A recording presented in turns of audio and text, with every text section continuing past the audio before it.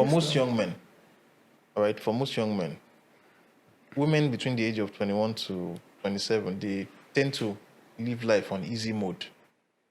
Okay? One way or the other,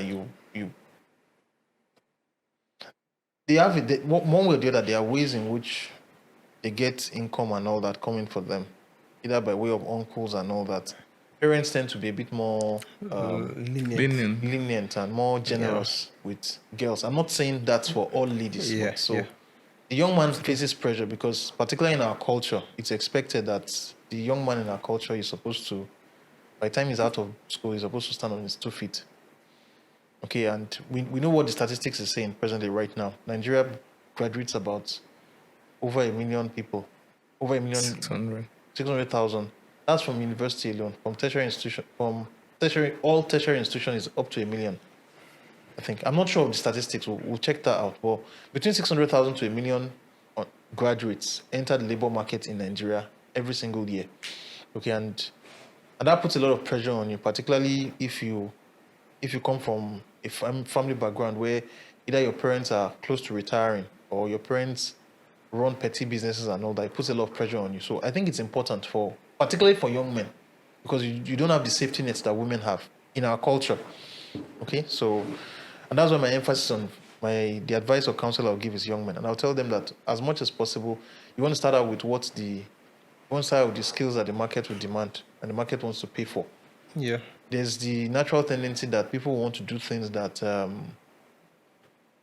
excite them.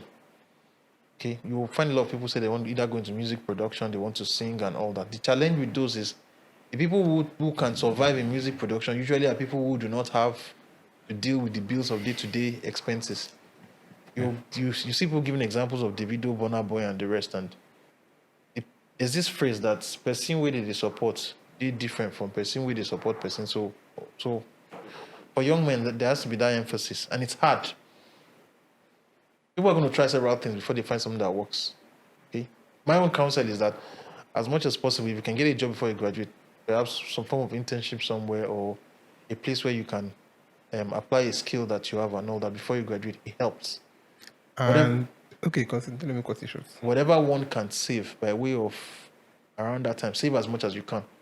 Okay, and then try to put it into as much of things that would improve your productivity. If you're going to need a computer, a laptop, and all that, if you don't have it before you leave school, it's something that you can try to get.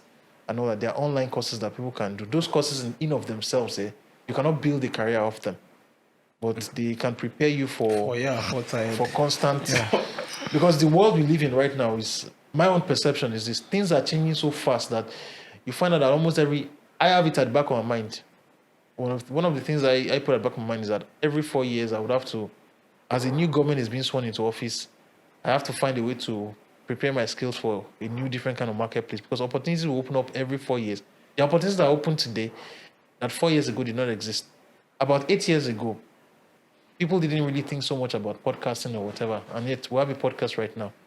With broadband, high-speed internet access and the rest, opportunities will open up for people in Nigeria to work on projects outside the country. So, and I think that as much as possible, if people can prepare digital skills, acquire digital skills as much as possible, one should do that.